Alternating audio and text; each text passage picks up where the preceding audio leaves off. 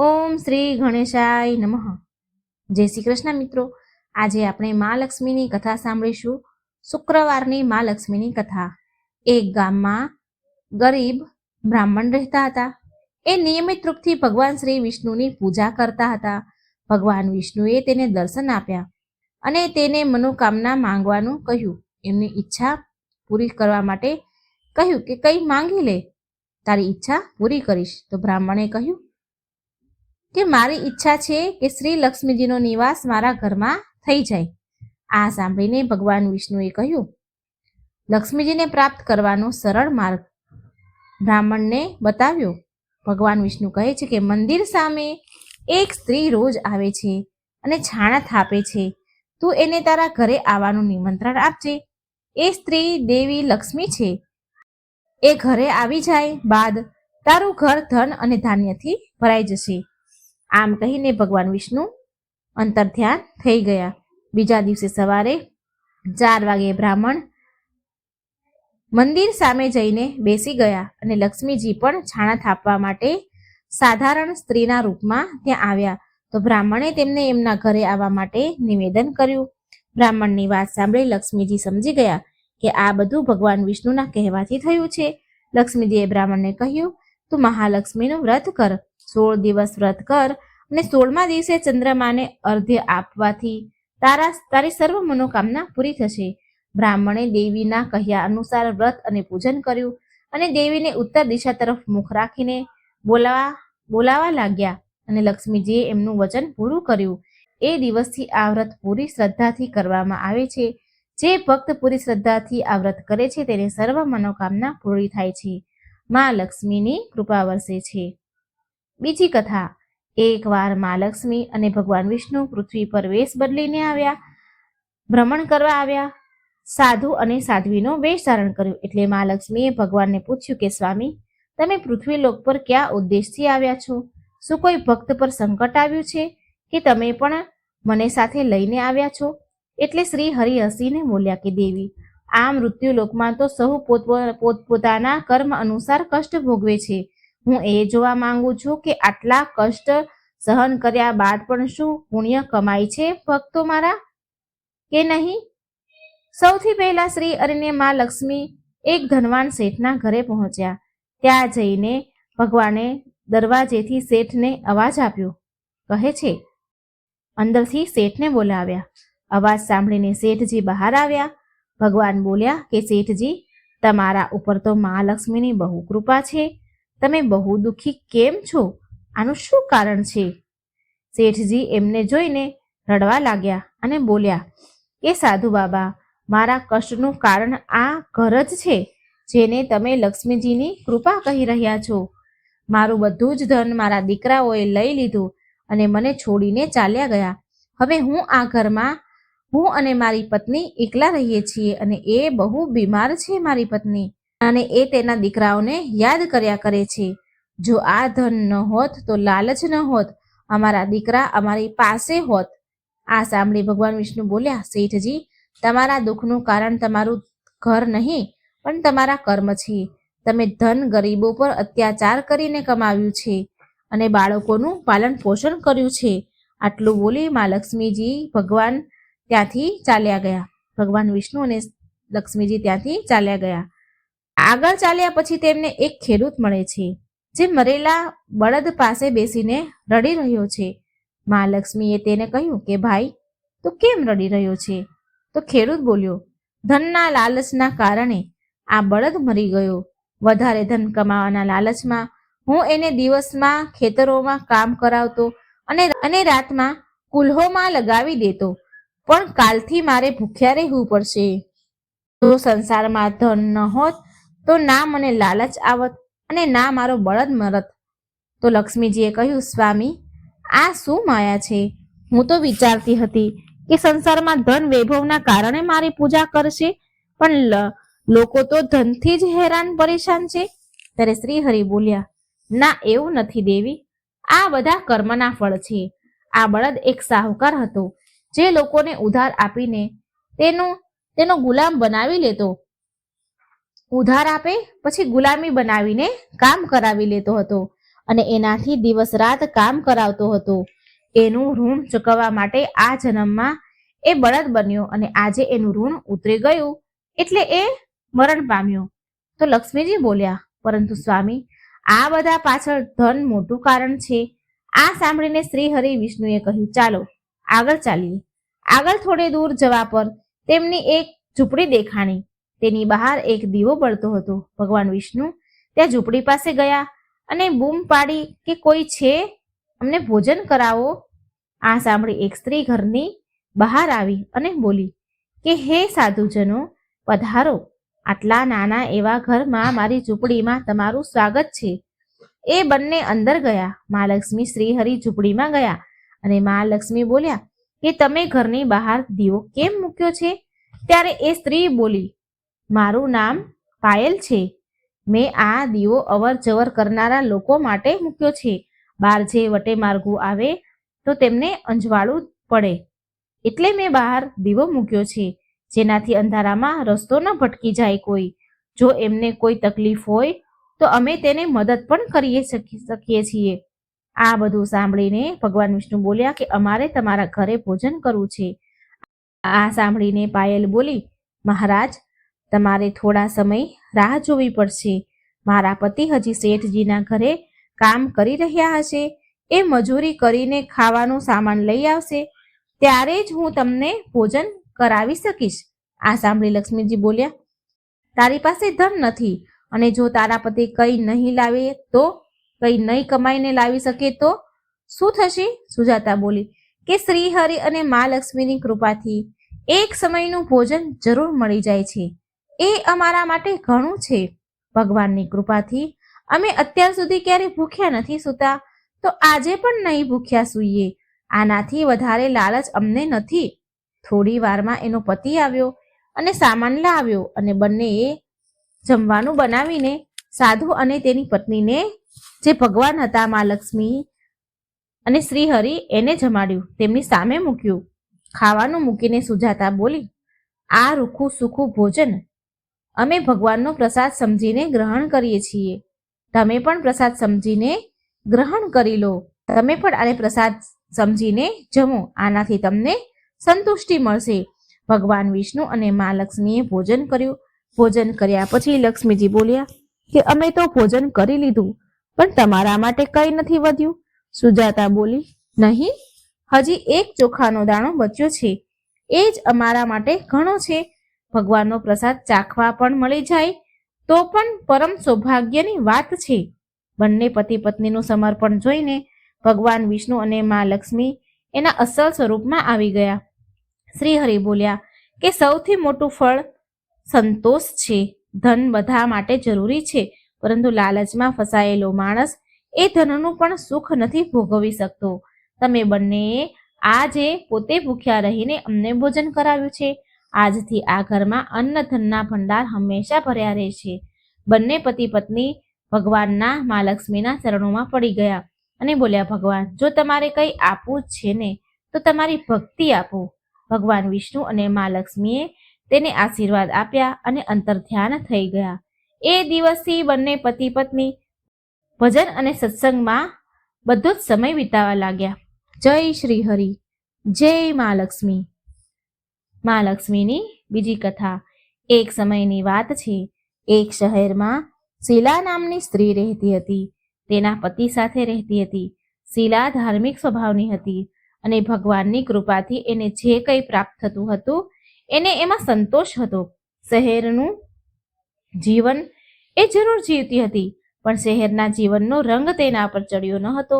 ભજન, કીર્તન, ભક્તિ ભાવ, પરોપકારનો ભાવ એનામાં હજી પણ હતો. એ અને એનો પતિ એની ગૃહસ્થીમાં ખુશ હતા. આડોશ પાડોશના લોકો તેના વખાણ પ્રશંસા કરતા હતા. જોત જોતામાં સમય બદલાયો અને તેનો પતિ કુસંગતનો શિકાર થઈ ગયો. એ અમીર બનવાનું સપનું જોવા લાગ્યો. વધારે ને વધારે ધન મેળવવાની લાલચમાં ખોટા રસ્તા પર ચાલી નીકળ્યો. જીવનના રસ્તા પર ભટકવાના કારણે તેની સ્થિતિ ભિખારી જેવી થઈ ગઈ. તેના ખરાબ મિત્રો સાથે રહેવાથી તે શરાબ, જુગાર અને નશાવાળા પદાર્થનું સેવન કરવા લાગ્યો. આ ખરાબ આદતોના કારણે તેને બધું જ ખોઈ દીધું. તેનું ઘર, તેના ઘરેણા બધું જ ખોઈ દીધું. તેની આવી સ્થિતિ જોઈને શીલા બહુ દુઃખી રહેવા લાગી, પરંતુ એ ભગવાન પર આસ્થા રાખતી હતી. ભગવાન પર વિશ્વાસ રાખવાવાળી સ્ત્રી હતી અને તેને ભગવાન પર પૂરો વિશ્વાસ હતો કે એક દિવસ બપોરના સમયે તેના ઘરનો દરવાજો કોઈએ ખખડાવ્યો. તો શીલા ઊભી થઈને દરવાજો ખોલવા ગઈ અને દરવાજો ખોલ્યો તો સામે પાડોશીના ડોશીમાં ઊભા હતા. માતાજીના ચહેરા પર એક વિશેષ તેજ હતું. સ્નેહની દેવી દેખાતા હતા. શીલાએ માજીને ઘરની અંદર લાવી અને બેસવા માટે કહ્યું. માજી બોલ્યા, કેમ શીલા, મને ઓળખતી નથી શું? દર શુક્રવારે લક્ષ્મીના મંદિરે ભજન કીર્તન સમયે હું ત્યાં આવું છું. છતાં પણ શીલા કંઈ સમજી ન શકી. પછી માજી બોલ્યા, શીલા, તું બહુ દિવસથી મંદિર કેમ નથી આવી? તું બહુ દિવસથી મંદિર મને દેખાઈ નહીં, તો હું તને જોવા આવી છું. માજીના અતિ પ્રેમ ભર્યા શબ્દથી શીલાનું હૃદય પીગળી ગયું. માજીના વ્યવહારથી શીલાને ઘણી શાંતિ મળી અને શીલાએ તે માજીને તેની બધી વાત કરી. બધું સાંભળીને માજી બોલ્યા, મહાલક્ષ્મી તો પ્રેમ અને કરુણાનો અવતાર છે. તેમના ભક્તો પર હંમેશા મમતા રાખે છે. માટે તું ધીરજ રાખ અને માતા લક્ષ્મીનું વ્રત કર. આનાથી બધું જ સારું થઈ જશે. શીલાના પૂછવા પર માજીએ તેને વ્રતની બધી વિધિ કહી. માજી બોલ્યા, બેટા, મા લક્ષ્મીનું આ વ્રત બહુ સરળ છે. આ વ્રતને વૈભવ લક્ષ્મી વ્રત કહેવાય છે. આ વ્રત કરવાવાળાની બધી ઈચ્છા મનોકામના પૂરી થાય છે ને એ સુખ સંપત્તિ અને યશ પ્રાપ્ત કરે છે. એ દિવસે વ્રતનો સંકલ્પ કરીને શીલા બોલી તો સામે કોઈ હતું નહીં. એ જ દિવસે એ ડોશીમાં બેઠા હતા ત્યારે જ એને સંકલ્પ કર્યો આંખ બંધ કરીને. પણ જે આંખ ખોલી તો ત્યાં કોઈ જ ન હતું. એ વિચારવા લાગી કે આ માજી ક્યાં ગયા હશે. એ માજી બીજા કોઈ નહીં પણ માતા સાક્ષાત લક્ષ્મીજી હતા. બીજા દિવસે શુક્રવાર હતો. સવારે વહેલી ઉઠીને શીલાએ સ્નાન કર્યું, સ્વચ્છ વસ્ત્ર પહેરીને માજીના કહ્યા પ્રમાણે પૂરા મનથી વ્રત કર્યું અને પ્રસાદનો ભોગ લગાવ્યો. આ પ્રસાદ શીલાએ સૌથી પહેલા તેના પતિને ખવડાવ્યો. પ્રસાદ ખાતા જ તેના પતિના સ્વભાવમાં ફરક પડી ગયો. તેણે શીલાને મારઝૂડ ન કરી અને હેરાન પણ ન કરી. તેના મનમાં વૈભવ લક્ષ્મી વ્રત માટે શ્રદ્ધા વધી ગઈ. શીલાએ પૂરી શ્રદ્ધા અને ભક્તિથી 21 શુક્રવાર સુધીનું વ્રત કર્યું. વૈભવ લક્ષ્મીનું 21મા શુક્રવારે કહ્યા પ્રમાણે ઉદ્યાપન વિધિ કરી. 7 સ્ત્રીઓને વૈભવ લક્ષ્મી વ્રતની 7 પુસ્તકો ઉપહારમાં આપી. પછી માતા લક્ષ્મીના ધન લક્ષ્મી સ્વરૂપની છબીને વંદન કરીને માને મનમાં પ્રાર્થના કરવા લાગી. હે મા ધનલક્ષ્મી, મેં તમારું વૈભવ લક્ષ્મી વ્રત કર્યું છે. મેં તમારા 21 શુક્રવારનું વ્રત કરવાની માનતા કરી હતી અને એ વ્રત આજે માં પૂર્ણ થયું છે. મારી બધી જ વિપત્તિ સંકટ દૂર કરો. અમારું બધું જ કલ્યાણ કરો. જેને સંતાન ન હોય તેને સંતાન આપો. સૌભાગ્યવતી સ્ત્રીને અખંડ સૌભાગ્ય આપો. કુંવારી દીકરીને મનપસંદ વર આપો. તમારું આ ચમત્કારી વૈભવ લક્ષ્મી વ્રત જે પણ સ્ત્રી કરે તેની બધી વિપત્તિ દૂર કરો. બધાને સુખ સંપત્તિ આપો. આવું બોલીને લક્ષ્મીજીના ધનલક્ષ્મી સ્વરૂપની છબીને શીલાએ પ્રણામ કર્યા. વ્રતના પ્રભાવથી શીલાનો પતિ સારો માણસ બની ગયો અને મહેનત કરીને કમાવા લાગ્યો અને શીલાના ગીરવે મૂકેલા ઘરેણા છોડાવી દીધા. ઘરમાં ધનનો વરસાદ વરસવા લાગ્યો. ઘરમાં પહેલા જેવી સુખ શાંતિ છવાઈ ગઈ. આજે આપણે મહાલક્ષ્મી અને રાણી ધોબણની વાર્તા સાંભળીશું. સાંજના કચરો વાળવા વિશેની ખૂબ સુંદર કથા છે, રહસ્યમય કથા છે. મિત્રો, અંત સુધી જોજો. વિડીયો સારો લાગે તો લાઈક અને શેર કરજો ને આ ચેનલને કૃપા કરીને સબસ્ક્રાઇબ જરૂર કરી દેજો.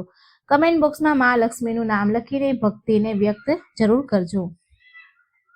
આજે હું તમને એક વાર્તા કહેવા જઈ રહી છું.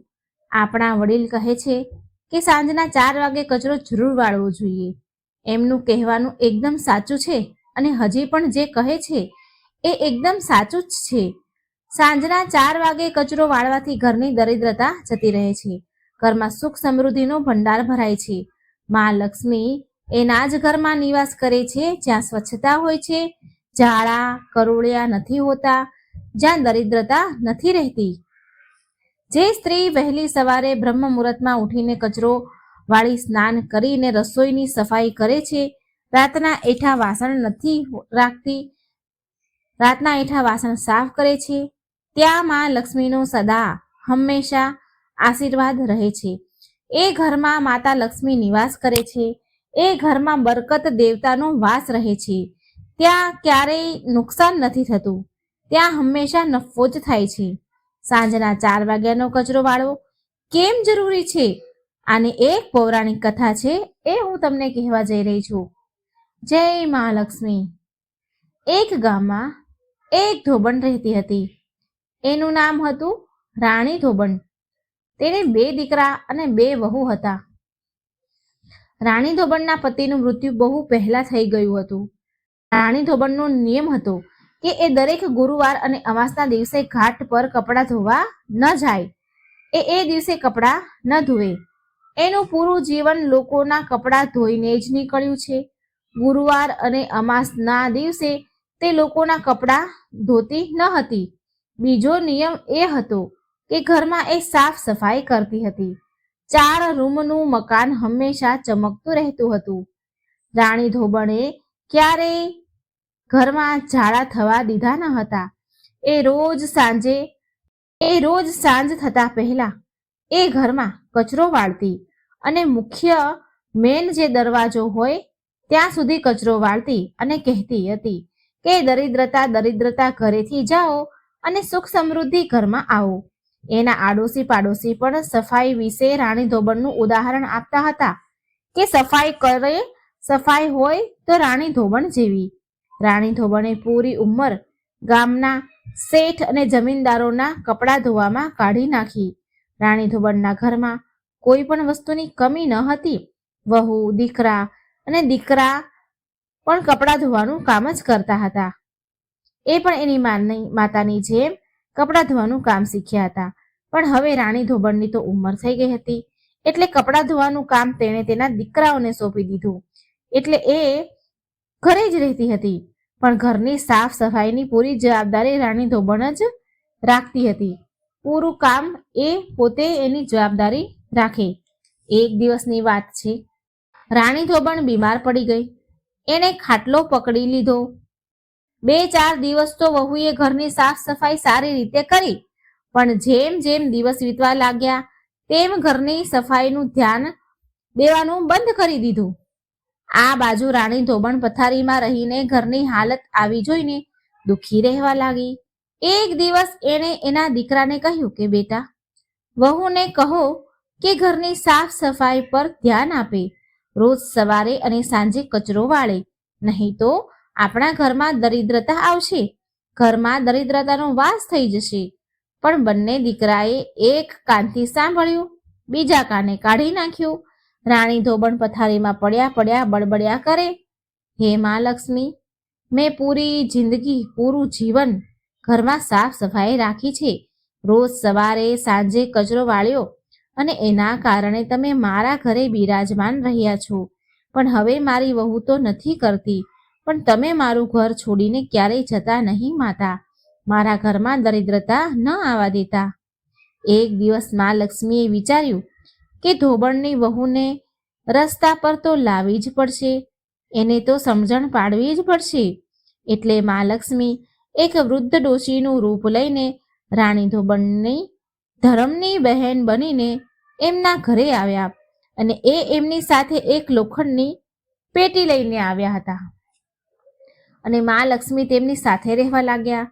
ત્યારે એક દિવસ બંને વહુએ ડોશી બનેલા લક્ષ્મીજીને પૂછ્યું, માસીજી, આ તમારી પેટીમાં શું છે?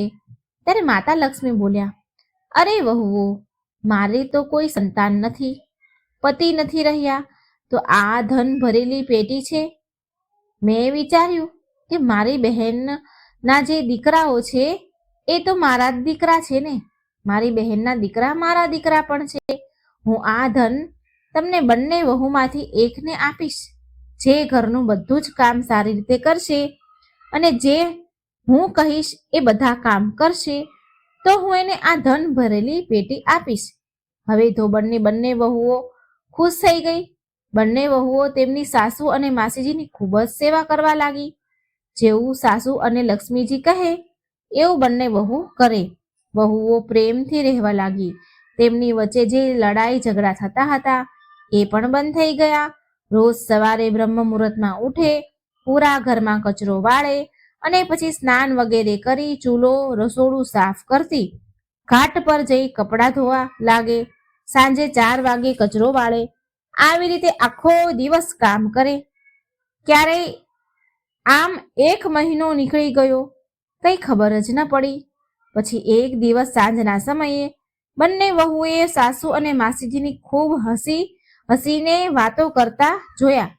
બહુ હસીને વાતો કરતા હોય એવો એમને અવાજ સાંભળ્યો. એ રાત્રે બંને વહુ વિચારે છે કે આ બંને ડોસીઓને તો ઊંઘ જ નથી આવી રહી. મોડે રાત સુધી ખબર નહીં શું વાત કરી રહ્યા છે. ઉઠીને પૂછીશ. પછી બીજા દિવસે રોજની જેમ સવારે ઉઠી કચરા વાળ્યા વહુએ, નાઈ ધોઈ રસોઈ સાફ કરી. સાસુ અને લક્ષ્મીજી બનેલા ડોસીમાના રૂમમાં જાય છે ચા આપવા. વહુઓ ચા આપવા જાય છે તો સાસુમાં તો સૂઈ રહ્યા હતા અને ડોસીમાં બનેલા જે લક્ષ્મીજી હતા એ ક્યાંય દેખાયા નહીં. બંને વહુ અને છોકરાએ આખું ઘર તપાસ્યું, પણ એ માસીજી તેમને ક્યાંય મળ્યા નહીં. એ ડોસીમાં લક્ષ્મીજી એમને ના મળ્યા. ત્યારે એમણે તેની સાસુને જગાડ્યા અને પૂછ્યું કે સાસુમાં, માસીજી ક્યાં છે? અમે આખોએ ઘર જોયું પણ ક્યાંય નથી. ત્યારે મોટા દીકરાએ માસીજીના જે લોખંડની પેટી ખોલીને જોયું તો એમાં માતા લક્ષ્મીની ખૂબ સુંદર મૂર્તિ હતી. સાથે એમાં એક પત્ર પણ લખ્યો હતો. દીકરાએ તો પત્ર જોરથી વાંચ્યો અને બધાએ સાંભળ્યો. એમાં લખ્યું હતું કે હે મારા બાળકો, હું તમને સુધારવા આવી હતી. તમે તમારી માની વાત ન સાંભળી. તમારી માએ ઘરમાં ક્યારેય ગંદકી નથી રાખી, એટલે એના જીવનમાં ક્યારેય દરિદ્રતા નથી આવી. તમારી માતાએ ક્યારેય જીવનમાં દરિદ્રતા નથી જોઈ. તમારી માં પથારીમાં રહીને દુઃખી થઈ રહી હતી. મનમાં ને મનમાં એ બોલતા હતા, મારી વહુઓ ઘરમાં કચરા પોતા નથી કરતી, સાંજનો કચરો નથી વાળતી, ઘરમાં દરિદ્રતાનો વાસ થઈ જશે તો. અને એ મને કહેતી હતી કે હે માં લક્ષ્મીજી, તમે મારા ઘરે દરિદ્રતાને ન આવવા દેતા. તમે સદા મારા ઘરમાં વાસ કરજો. માટે હું લક્ષ્મી પોતે તમને શિક્ષા આપવા માટે આવી હતી. તમને બધાને સબક મળી ગયો છે. આ સાંભળીને બધાની આંખોમાંથી તો આંસુ વહી રહ્યા હતા. જે દીકરો ચિઠ્ઠી વાંચતો હતો એ પણ ખૂબ જોરથી રડવા લાગ્યો. ત્યાર પછી વહુ અને દીકરાઓએ પોતાની માની માફી માંગી, ભૂલ સ્વીકારી. ત્યાર પછી માં લક્ષ્મી તેમના સાક્ષાત રૂપમાં પ્રગટ થયા. બધાએ માં લક્ષ્મીના ચરણ પકડી લીધા અને તેમની ભૂલની માફી માંગી. માતા લક્ષ્મી બોલ્યા, મારા બાળકો, મેં જે તમને શીખ આપી છે એ હંમેશા યાદ રાખજો. અને મારી વહુઓ, તમે આ વાત પાલવે ગાંઠ બાંધી લેજો કે હું એ ઘરમાં નિવાસ કરું છું જે ઘરમાં સાફ સફાઈ રહે છે, જે ઘરમાં ઝાડા નથી હોતા, જ્યાં મોટાનું સન્માન થાય છે, બાળકોને પ્રેમ કરવામાં આવે છે, જે ઘરમાં લડાઈ ઝઘડા નથી થતા, પ્રેમથી રહે છે. હું એ ઘરમાં નિવાસ કરું છું. બધાએ માં લક્ષ્મીના પગ પકડી લીધા અને માફી માંગી. અને માં લક્ષ્મીએ એમને ઢગલો આશીર્વાદ દીધા અને રાણી ધોબણને કહ્યું કે આપણે આજે પણ બહેનો જ છીએ અને તું મૃત્યુ બાદ મારા લોકમાં જ નિવાસ કરીશ. જય હો માં લક્ષ્મી. તો મિત્રો, આ વાર્તાના માધ્યમથી મેં તમને જણાવ્યું કે ઘરમાં સાફ સફાઈ કરવી કેટલી જરૂરી છે અને સાંજના 4 વાગ્યાનો કચરો વાળવો પણ ખૂબ જ જરૂરી છે. જ્યારે તમે સાંજે 4 વાગે કચરો વાળો ત્યારે વાળતા જરૂર બોલજો કે દરિદ્રતા મારા ઘરમાંથી જાઓ અને સુખ સમૃદ્ધિ માતા લક્ષ્મી મારા ઘરમાં આવો. આ બોલવાનું ભૂલશો નહીં. મિત્રો, આ એક ગૃહ મંત્ર છે. તો મિત્રો, તમને વિડીયો સારો લાગ્યો હોય તો વિડીયોને લાઈક ને શેર કરી અને ચેનલને સબસ્ક્રાઈબ કરી અને માતાજીનું નામ, લક્ષ્મીજીનું નામ કોમેન્ટ બોક્સમાં જરૂર લખજો. આજે હું સરસ મજાની માં લક્ષ્મીની વાર્તા કહેવા જઈ રહી છું. આ વાર્તા જે કોઈ સાંભળશે તેના ઉપર માં લક્ષ્મી સદાય કૃપા બનાવી રાખશે. તો મિત્રો, આ લક્ષ્મીજીની પવિત્ર વાર્તા પૂરી ધ્યાનથી અંત સુધી સાંભળજો.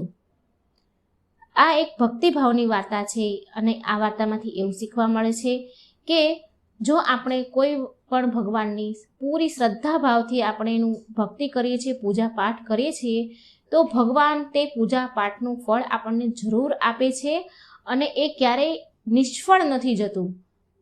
આ વાર્તામાં એક છોકરી છે, નાદાન છે, જે માની ભક્તિ કરે છે, તો એને શું ફળ મળે છે તે આ પવિત્ર વિડીયોમાં તમે સાંભળજો. એક સમયની વાત છે. એક શહેરમાં એક બહુ જ ઈમાનદાર અને ગરીબ વ્યાપારી માણસ રહેતો હતો. તે વ્યાપારીની ઘરે એક દીકરી છે. હવે એ વ્યાપારીની દીકરીને રોજ પીપળાના ઝાડને પાણી ચડાવવાની ટેવ. રોજે જ ભગવાનની આ પૂજા કરે, પીપળાના ઝાડને તે પાણી રોજે જ ચડાવે.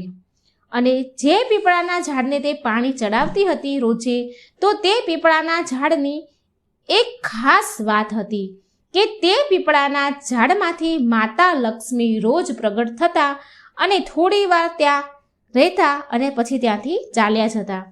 તો એક દિવસ જ્યારે તે છોકરી પીપળાના ઝાડને જળ ચડાવવા માટે આવી, તો તે સમયે પીપળાના ઝાડમાંથી માતા લક્ષ્મી પ્રગટ થયા અને લક્ષ્મી માતાએ એ છોકરીને પૂછ્યું કે શું તું મારી સખી સહેલી બનીશ, મારી મિત્ર બનીશ? પણ તે વેપારીની છોકરી નાદાન હતી. એટલે લક્ષ્મી માને કહે છે કે માં, હું પહેલાં મારા ઘરે જઈને મારા પિતાજીને પૂછી લઉં અને પછી હું તમને કહીશ. અને પછી તે વેપારીની છોકરી ઘરે આવે છે અને પછી તેના પિતાજીને આ વાત કહે છે કે પિતાજી, જ્યારે હું પીપળાના ઝાડને પાણી ચડાવી રહી હતી, તો તેમાંથી માં લક્ષ્મી પ્રગટ થયા અને માતા લક્ષ્મીએ મને કહ્યું કે શું તું મારી સખી સહેલી બનીશ, મારી મિત્ર બનીશ? તો મારે શું કરવું જોઈએ પિતાજી? તો મેં તેમને એવું કહ્યું માતાજીને કે હું મારા પિતાજીને પૂછીને આવું, પછી હું તમને કહીશ. તો પિતાજી મને કહો, મારે શું કરવું જોઈએ? આ સાંભળી વેપારી તેના પિતાજી ખૂબ ખુશ થયા અને બોલ્યા કે સ્વયં લક્ષ્મી માતાએ તને સખી બનાવવાનું કહ્યું? અરે દીકરી, આનાથી મોટું સૌભાગ્ય બીજું શું હોય કે માતા લક્ષ્મી તને સહેલી બનાવવા માંગે છે? બેટા, જા તું માતાજીને જઈને હા કહે છે કે હું તમારી સખી સહેલી બનીશ. અને બીજા દિવસે તે છોકરી પીપળાના ઝાડને પાણી ચડાવવા માટે જાય છે. અને જ્યારે તે પાણી ચડાવવા ગઈ ત્યારે ફરીથી મા લક્ષ્મી તે પીપળાના ઝાડમાંથી પ્રગટ થયા. અને ફરીને મા લક્ષ્મીએ તે વ્યાપારીની દીકરીને પૂછ્યું કે બેટા, તું મારી સખી સહેલી બનીશ? ત્યાર પછી તે વ્યાપારીની દીકરી બોલી, હા મા લક્ષ્મી, હું તમારી સહેલી જરૂર બનીશ. લક્ષ્મી માતા અને તે વેપારીની છોકરી હવે સહેલી બની ગયા, બહેનપણીઓ બની ગયા. થોડા સમય બંનેને સાથે વીત્યો. રોજ જે આ પાણી ચડાવવા જાય, માતાજી તેમાંથી પ્રગટ થાય અને રોજ જે બંને વાતો કરે અને બંને પાક્કી સહેલી બની ગઈ. એક દિવસ જ્યારે વ્યાપારીની છોકરી જળ ચડાવવા માટે ગઈ, તો ત્યારે લક્ષ્મી માતાએ વ્યાપારીની છોકરીને પૂછ્યું કે તું મારા ઘરે ભોજન કરવા માટે આવજે. હવે આ માતા લક્ષ્મી અને દીકરી એટલી બધી મિત્રતા બંને વચ્ચે બની ગઈ, ગાઢ મિત્રતા બની ગઈ. એટલે માતા લક્ષ્મીએ તેને ભોજન કરવા માટે તેના ઘરે આમંત્રિત કરી. હવે આ વાત તે છોકરીએ ઘરે જઈને તેના પિતાજીને કહ્યું. માતા લક્ષ્મી મને ઘરે બોલાવે છે જમવા માટે, તે તેના પિતાજીને કહે છે. શું લક્ષ્મી માતા ઘરે જમવા માટે, લક્ષ્મી માતાના ઘરે જમવા માટે હું જઈ શકું ખરી પિતાજી? તેના પિતાજીની તે આજ્ઞા લે છે. આ વાત સાંભળી પેલા વ્યાપારી, તેના પિતા તો એટલા બધા ખુશ થઈ ગયા કે માતા લક્ષ્મી મારી દીકરીને સ્વયં તેના ઘરે જમવા બોલાવે છે. લક્ષ્મી માતાએ એના પિતા એને કહે છે કે શું લક્ષ્મી માતાએ તને જમવા માટે તારા ઘરે બોલાવી? તે આશ્ચર્યચકિત થઈ ગયા અને પછી કહ્યું, બેટા, આનાથી વધારે સૌભાગ્યની વાત શું હોય? કોણ એવું સૌભાગ્યશાળી હોય જેને મા લક્ષ્મી પોતાના ઘરે ભોજન કરવા માટે બોલાવે? બેટા, તું બહુ ભાગ્યશાળી છે. જા બેટા, તું મા લક્ષ્મીના ઘરે જમવા જજે. પછી બીજા દિવસે તે છોકરી માતા લક્ષ્મીના ઘરે જમવા માટે ગઈ. અને જેવી તે છોકરી માતા લક્ષ્મીના ઘરે જમવા માટે ગઈ, તો મા લક્ષ્મી તેની સહેલીનું સ્વાગત કર્યું. શાલ ઓઢાડીને મા લક્ષ્મીએ તેનું સન્માન કર્યું. તેને શાલ ઓઢાડી, તેને સોનાના સિક્કા આપ્યા અને સોનાની થાળી પણ આપી. ખૂબ માતા લક્ષ્મીએ તેની સહેલીનો આદર સત્કાર કર્યો અને બેસવા માટે તો સોનાનો બાજોટ પણ આપ્યો. અને તેની સહેલીની, તેની સખી સહેલી, તેની બેનપણીને 36 પ્રકારના સ્વાદિષ્ટ ભોજન પણ જમાડ્યા. તે છોકરીએ પેટ ભરીને જમ્યું અને ખૂબ ખુશ થઈ, કારણ કે તે બહુ ગરીબ હતી. પછી તેના ઘરે જવાની તે તૈયારી કરવા લાગી. એટલે માતા લક્ષ્મી તેની સહેલીને કહે છે કે હું પણ તારા ઘરે જમવા માટે આવીશ. એટલે તે છોકરી બોલી, હા માતાજી, હા લક્ષ્મીમાં, જરૂર તમે મારા ઘરે જમવા આવજો, હું તમને સરસ જમાડીશ. પછી તે વ્યાપારીની છોકરી તેના ઘરે આવી ગઈ. ઘરે પહોંચી અને એક જગ્યા પર શાંતિથી ઉદાસ થઈને બેસી ગઈ. હવે વ્યાપારી તે સમયે ઘરે ન હતા અને થોડી વાર થઈ એટલે તે દીકરીના પિતા તે વ્યાપારી ઘરે આવ્યા અને તેણે જોયું કે તેની છોકરી ઉદાસ થઈ શાંતિથી એક જગ્યા પર બેસી ગઈ છે અને ચિંતા કરી રહી છે. અને પછી તેના પિતાજીએ તેને કહ્યું કે બેટા, તું કેમ ચિંતામાં છે? તારું મોં કેટલું બધું ઉદાસ છે અને આમ શાંતિથી કેમ બેસી રહી છે? શું વાત છે બેટા? ત્યારે તેની દીકરી બોલે છે કે પિતાજી, આજે હું માતા લક્ષ્મીના ઘરે જમવા ગઈ હતી. ત્યાં હું જમીને આવી છું અને મને માતા લક્ષ્મીએ કહ્યું કે હું પણ તારા ઘરે જમવા માટે આવીશ. એટલે માતા લક્ષ્મી આપણા ઘરે કાલે જમવા માટે આવવાના છે. પિતાજી, મા લક્ષ્મીએ મારું સ્વાગત બહુ સારી રીતે કર્યું. મેં તો આજ સુધી એવું ક્યાંય જોયું જ ન હતું. મને સોનાના સિક્કા આપ્યા, સોનાની થાળી આપી અને સોનાનો બાજોટ પણ મને બેસવા માટે આપ્યો અને મને 36 પ્રકારના સ્વાદિષ્ટ ભોજન જમાડ્યા મા લક્ષ્મીએ. ખૂબ આદર સત્કાર અને મારું સન્માન કર્યું મા લક્ષ્મીએ. પણ પિતાજી, મને એ વાતની ચિંતા થાય છે કે હું માતા લક્ષ્મીને શું જમાડીશ? આપણી પાસે તો કંઈ પણ નથી. આપણે કેટલા બધા ગરીબ છીએ. માતાને સારું બનાવીને કેવી રીતે ખવડાવીશ? સારું બનાવીને ખવડાવવા માટે આપણી પાસે અને આપણે તેને આપવા માટે આપણી પાસે કંઈ જ નથી. કોઈ સિક્કા, કોઈ સોનું કે કંઈ જ પણ માતાજીને આપણે આપવા માટે આપણી પાસે નથી. ત્યારે વ્યાપારીએ તેની દીકરીને કહ્યું કે બેટા, તું ચિંતા ના કર. તું આપણા ઘરને છાણથી સારી રીતે પૂરા ઘરને લીપી નાખજે અને ખાસ કરીને પૂરા ઘરની સારી રીતે સાફ સફાઈ કરી નાખજે અને પછી એક દીવો પ્રગટાવજે જે ચારેય તરફથી પ્રગટતો હોય, ચારેય તરફથી એક દીવો જગતો હોય તેવો દીવો પ્રગટાવજે અને તે દીવો લક્ષ્મી માતાનું નામ લઈને પ્રગટાવજે અને એ દીવાને ચૂલા પાસે લઈને બેસી જજે. માતાજી બધું જ સારું કરશે ને આપણી બધી મુશ્કેલીઓનો હલ થઈ જશે. હવે તે છોકરીએ તેના પિતાજીના કહેવા પ્રમાણે એવું જ કર્યું જેવું તેના પિતાએ કહ્યું. તે છોકરીએ પૂરા ઘરની સરસ સાફ સફાઈ કરી, પૂરા ઘરને છાણથી લીપી દીધું અને દીવો પ્રગટાવ્યો અને માતા લક્ષ્મીના નામનો દીવો હાથમાં લઈ અને એક હાથમાં લાડવો લઈ અને રસોઈના ચૂલા પાસે બેસી ગઈ. ચૂલો બહાર આંગણામાં ફળિયામાં હતો એટલે એ દીવો લઈ અને તે ચૂલા પાસે બેસી ગઈ. બન્યું એવું કે ત્યારે અચાનક એક જગ્યા પર એક રાણી નદી પાસે સ્નાન કરી રહી હતી. તેણે તેના ઘરેણા નદીના કિનારે મૂક્યા અને તે નદીમાં નહાવા માટે, સ્નાન કરવા માટે ચાલી ગઈ. તો ત્યાં જે સોનાનો હાર હતો તે બહુ કિંમતી હતો. તે હારને ત્યાંથી એક ચીલે ઉઠાવી લીધો અને તે હાર ઉઠાવીને મોંમાં લઈને જઈ રહ્યો હતો. જ્યારે તે ચીલ હાર લઈને ઉડી રહ્યો હતો તો તેની નજર આ વ્યાપારીની છોકરી પર પડી અને તેના હાથમાં એક લાડવો હતો. ચીલ ભૂખ્યો હતો એટલે તે ચીલ હાર ત્યાં નીચે મૂકી અને છોકરીના હાથમાંથી લાડવો છીનવીને લઈ ગયો અને ઉડી ગયો. વ્યાપારીની છોકરી સોનાનો હાર જોઈને તે બહુ પ્રસન્ન થઈ ગઈ અને તે હાર લઈને તે છોકરી બજારમાં ગઈ. બજારમાં જઈ એક સોનાની દુકાનમાં ગઈ અને સોનીને તે સોનાનો હાર આપ્યો અને સોનીએ તે હારના બદલામાં પૈસા આપ્યા તે છોકરીને. હવે તે છોકરીએ તે પૈસાથી 36 પ્રકારના ભોજન બનાવી શકે અને તે પૈસાથી તે છોકરીએ સોનાના સિક્કા અને સોનાની થાળી ખરીદી લીધી મા લક્ષ્મીને આપવા માટે. અને આ બધું જ લઈને તે પાછી તેના ઘરે આવી ગઈ. ઘરે આવીને તેણે મા લક્ષ્મી માટે સરસ મજાના સ્વાદિષ્ટ 36 પ્રકારના ભોજન બનાવ્યા. વ્યાપારીની છોકરીએ પછી ગણપતિ દાદાને બોલાવ્યા અને કહ્યું કે તમે મા લક્ષ્મીને લઈને આવો. બધી જ તૈયારી થઈ ગઈ છે. મેં સરસ મજાનું જમવાનું પણ બનાવી દીધું છે.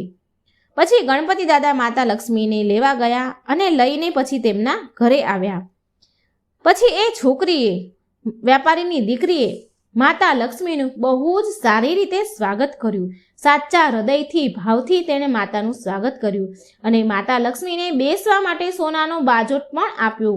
અને તે છોકરી બોલી, મારા પ્રિય મા લક્ષ્મી, મારા સહેલી, તમે આ બાજોટ પર બેસો. માતા લક્ષ્મીએ તેની સહેલીને કહ્યું કે હું આજ સુધી કોઈના પણ ઘરમાં બાજોટ ઉપર નથી બેઠી. તે છોકરીએ જીદ કરી અને બોલી કે તમારે આજે તો મારા ઘરે બાજોટ પર બેસવું જ પડશે.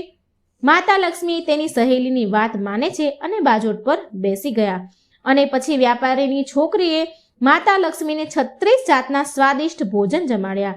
અને જેવી રીતે માતા લક્ષ્મીએ તેના ઘરે તેનું સ્વાગત કર્યું હતું તેવી જ રીતે એ છોકરીએ માતા લક્ષ્મીનું સ્વાગત કર્યું. અને જેવું મા લક્ષ્મીએ સ્વાદિષ્ટ ભોજન 36 પ્રકારના ભોજન જમાડ્યા હતા, ઠીક એવી જ રીતે આ છોકરીએ પણ, માતા લક્ષ્મીની સહેલીએ પણ માતાજીને 36 પ્રકારના સ્વાદિષ્ટ ભોજન જમાડ્યા.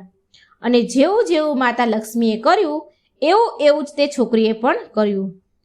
આ બધું જોઈ, આવી શ્રદ્ધા, ભક્તિ, વિશ્વાસ જોઈ, મન સાફ હૃદય જોઈ મા લક્ષ્મી તેની સહેલીથી ખૂબ ખુશ થયા, ખૂબ પ્રસન્ન થયા અને તેની સહેલીને બહુ બધું ધન દોલત આપી, જેનાથી તે વ્યાપારી અને તે છોકરીની ગરીબી દૂર થઈ ગઈ.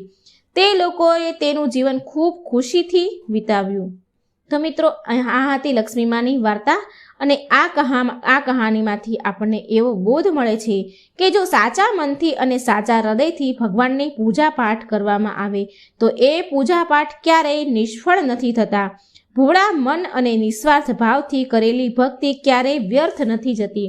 ભગવાન હંમેશા આપણી સાથે જ હોય છે, પણ આપણે તેને જોઈ નથી શકતા. સારા હૃદયથી યાદ કરો અને ભક્તિ કરો તો તે હર એક ક્ષણ આપણી સાથે જ છે. તો મિત્રો, હું આશા રાખું છું કે મારી આ વાર્તા તમને સારી લાગી હશે. આ લક્ષ્મી માતાની વાર્તા સાંભળવાથી મા લક્ષ્મીની કૃપા સદાય આપણી ઉપર રહે છે. મારી ભગવાનને પ્રાર્થના છે, મા લક્ષ્મીને પ્રાર્થના છે કે આ વાર્તા સાંભળનારા મારા વાલા મિત્રોનું ઘર હંમેશા ખુશીઓથી મહેકતું રહે. જય લક્ષ્મી માં, જય ગણપતિ દાદા, જય મા લક્ષ્મી. મિત્રો, એક સમયની વાત છે. એક નગરમાં એક બ્રાહ્મણ અને બ્રાહ્મણી રહેતા હતા.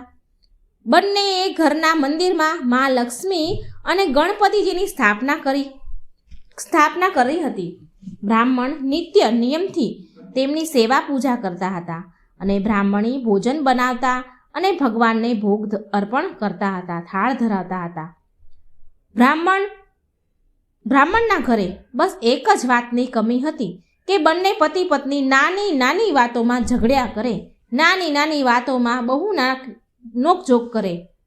બ્રાહ્મણી જો ભોજન બનાવે ને તો બ્રાહ્મણને કહે, લો ભગવાનને થાળ ધરાવી દો.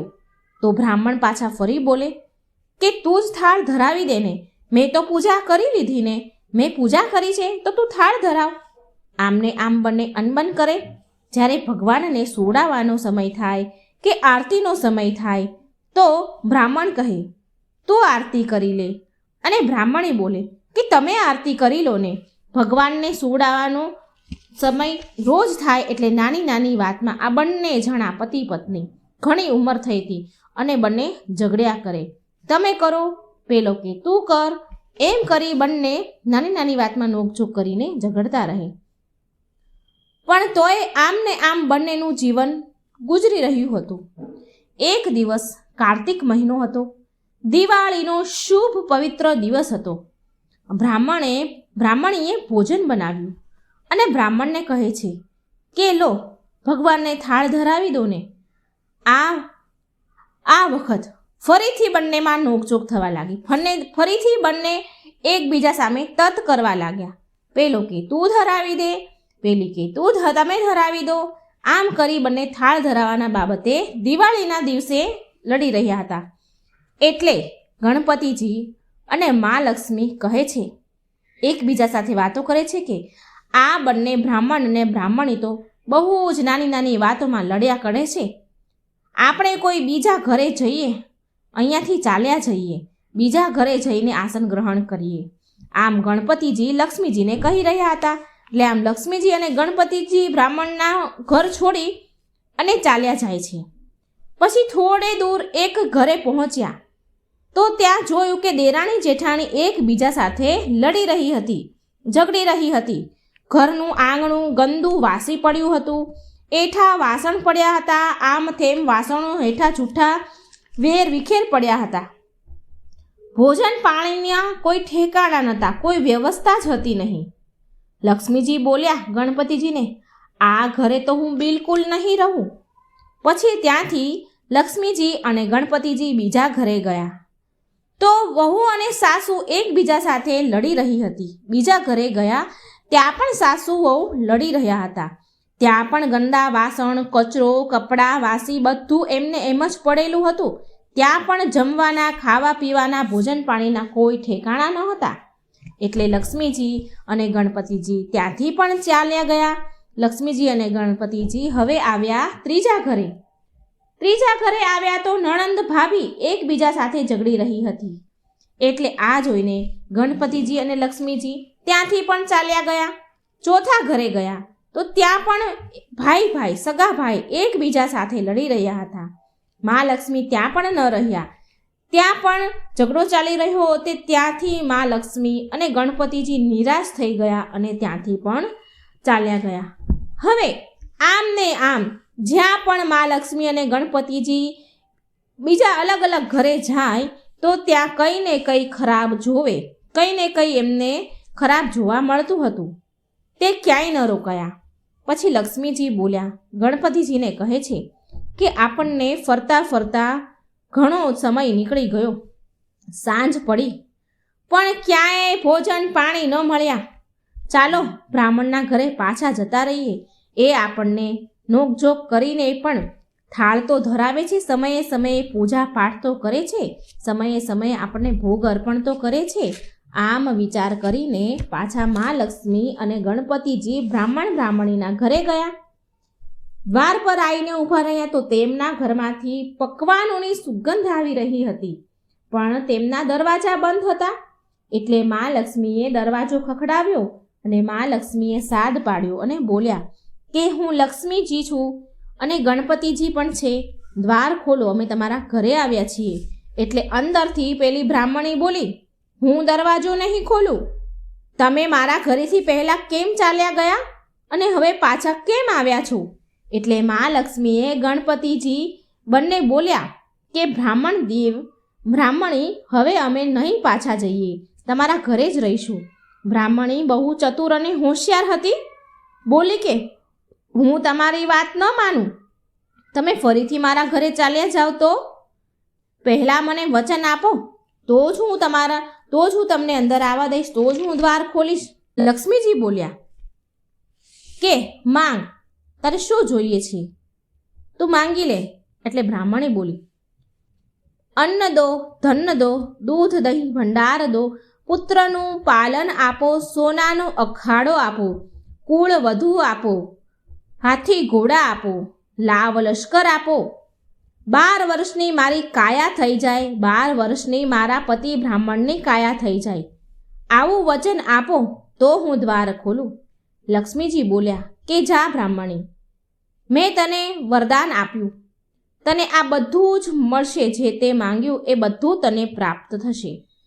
પછી બ્રાહ્મણીએ દરવાજા ખોલ્યા. ગણપતિજી અને લક્ષ્મીજી અંદર પ્રવેશ કરે છે અને બ્રાહ્મણીને મા લક્ષ્મી કહે છે, તે તો અમને છેતરી લીધા, પણ જા, તને બધું જ મળશે. પણ તારે એક વાતનું હંમેશા ધ્યાન રાખવું પડશે. યાદ રાખજો મિત્રો, સાંભળજો. અહીં મા લક્ષ્મી એ બ્રાહ્મણીને કહે છે કે એક વાતનું તારે હંમેશા ધ્યાન રાખવું પડશે કે આજના દિવસે એટલે કે દિવાળીની રાત્રે તારા આંગણામાં ચોક પૂરીને ચૌમુખી દીવો એટલે 4 દિવસનો જે આપણે દીવો કરીએ છીએ ચૌમુખી દીવો આખી રાત તારા આંગણામાં પ્રગટાવજે. હું તારી 7 પેઢી સુધી બિરાજમાન તારા ઘરમાં રહીશ. આટલું કહીને ગણપતિજી અને લક્ષ્મીજી બ્રાહ્મણના ઘરમાં પાછા મંદિરમાં બિરાજમાન થઈ ગયા અને તેમની કૃપાથી બ્રાહ્મણના ઘરે સુખ સંપત્તિ સમૃદ્ધિ આવી ગઈ. હે ગણપતિજી મહારાજ, હે માતા લક્ષ્મી, હે મહાલક્ષ્મી, જેવી કૃપા તમે એ બ્રાહ્મણ અને બ્રાહ્મણી પર કરી એવી જ કૃપા આ કથા કહેનાર, સાંભળનાર અને હોકારો ભરનાર બધા જ પર તમે રાખજો. જય ગણપતિ દાદા, જય મા લક્ષ્મી. મિત્રો, મારી આ વાર્તા જો સારી લાગે તો લાઈક અને શેર કરજો અને કોમેન્ટ બોક્સમાં મા લક્ષ્મીનું નામ લખજો અને મારી ચેનલને સબસ્ક્રાઈબ જરૂર કરજો. જય શ્રી કૃષ્ણ. રાધે રાધે. Thank you.